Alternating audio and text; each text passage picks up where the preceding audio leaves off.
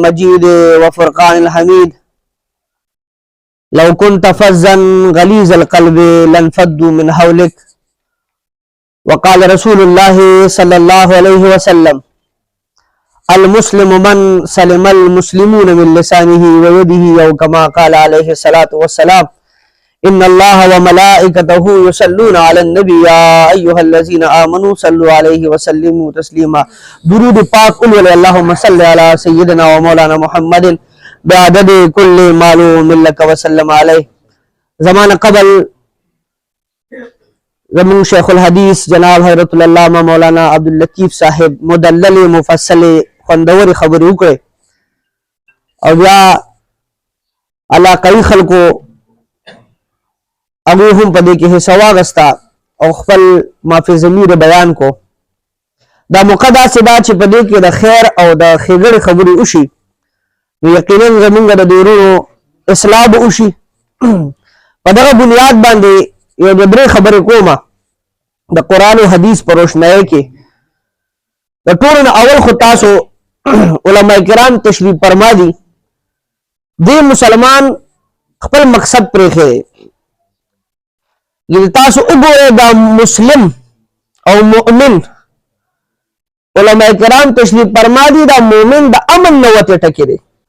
گویا مسلم با پخپل هم سلامتیا خو خو د بل سلامتیا بم غواړي او مؤمن با پخپل هم د امن داویدار وي او په بل کې بم د امن فضا خورونکي وي کوم په تعلیمات پیغمبري باندې سوچ کو موږ په دې نتیجه ورسو چې مسلمان نن د کم مسائل او مصائب سره مخ دی دا غټه وجه ده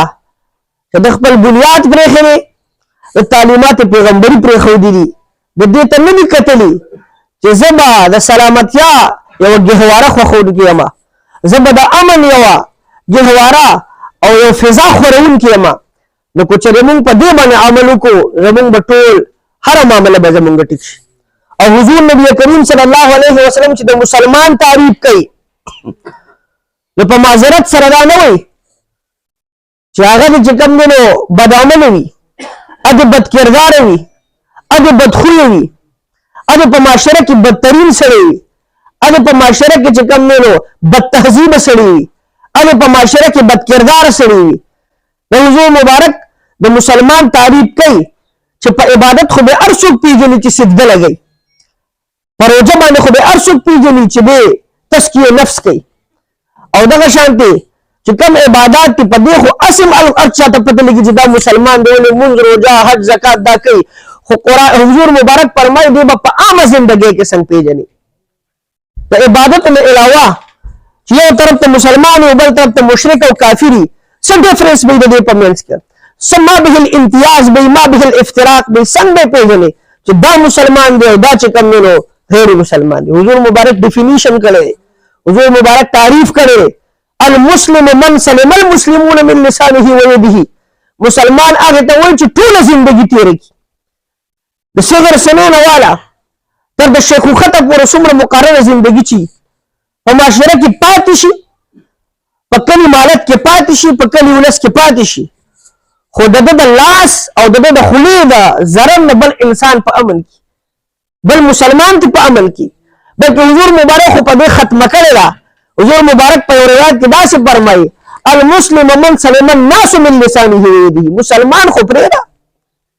چې غیر مسلمان په کې يهودي راځي په کې مشرک راځي په کې وسطي راځي په کې دهري راځي په کې بت پرس راځي آتش پرس پکې راځي په کې بيدین راځي بي شریعت راځي حضور مبارک فرمایي چې تا ته څه ضرر نشته نو سکه الاول ضرر ورکه قرآن کریم فرمایي من قتل نفسا بغیر نفس او فساد فی الارض فکأنما قتل الناس جميعا یو انسان بل ته ضرر وسو بلا وجه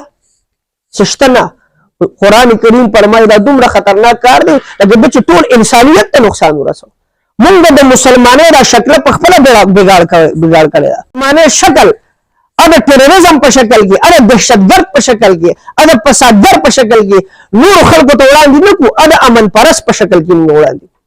حضرت بایزید بستانی رحمت الله تعالی علیه د اولیاء په زندګۍ نظر واچوي، د انبیاء په زندګۍ، د صلحاء نیکانو په زندګۍ نظر واچوي، معاشره به ټیک رواني. هغه عبادت خانه ل روان دي. حضرت بایزید بستانی رحمت الله تعالی علیه او د مجوسی د کور په چنه باندې به لاس دو او جمعات ته ورسید، او چې بیا کله فارغ شو د عبادت نه نو سټیم کې د مجوسی کور ته دروازه اوخي او چې بهر راغی حضرت بایزید بستانی رحمت الله صوفي بزرګ دی او ته وی زه عبادت خانه لتلم، زما او ستا په مذهب کې فرق دی، زما او ستا په کنسپټ او په نظریه کې فرق دی. ته خدا نه خوښې جومات ته تګ، زه تللی م خو ستا د دیوال سهاره مې اغوستې ده، هسې نه ته بدزونه شوې نه، هسې نه ستا په طبیعت کې یو قسم لا خلجان نه وي راغلي، زه معذرت خوا یم، ما ستا د دیوال سهاره اغوستې ده، عبادت خانې ته تللی یم، کوړه کې دې څه راغلي د هغې معافي راته کوه. حضرت بایزید بستانی رحمت الله تعالی علیه چې مجوسي په هغه کلام وکړو، په هغې اثر وکړو چې ښه مسلماني دومره خوږ شی دی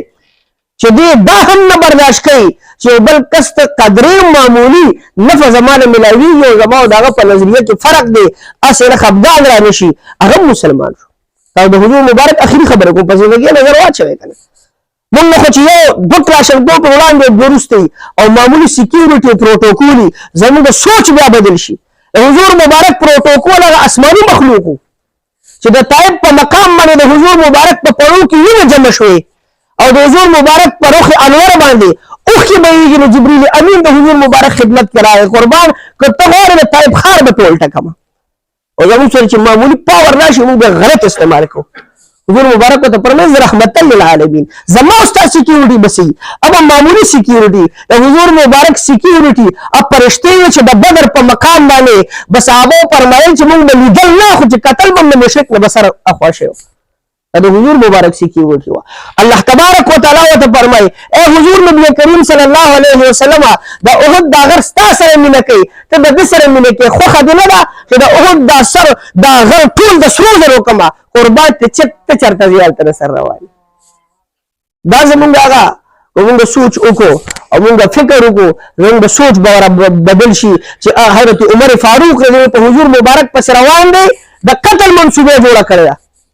قرآن کریم فرمایي لو كنت فظا غلیظ القلب لانفضوا من حولك، ای حضور مبارک سخزړی وې سخوه وې، دا صحابه به داسې تاو دا ایمان او اسلام به داسې خور شوی نه، دا خو ستا په دې زړه کې نرمي پرته ده، الفت پکې پروت دی، محبت پکې پروت دی، شفقت پکې پروت دی، ځکه خو د هغه سنګله خلک، ځکه خو د هغه مضبوط خلک، ځکه د هغه مشرکینو باندې د ایمان هغه پرده خوره کړه، د ایمان هغه روحانیات ته ورته کوز کړل چې حضرت عمر فاروق له ایمان نه درو. اخري خبره کوم د حضور مبارک په قتل پسې روان دی او چې کله حضور مبارک صحابه کرامو آگاه کو حضور مبارک ته فرمایي پرېږده حضرت عمر فاروق چې راځي،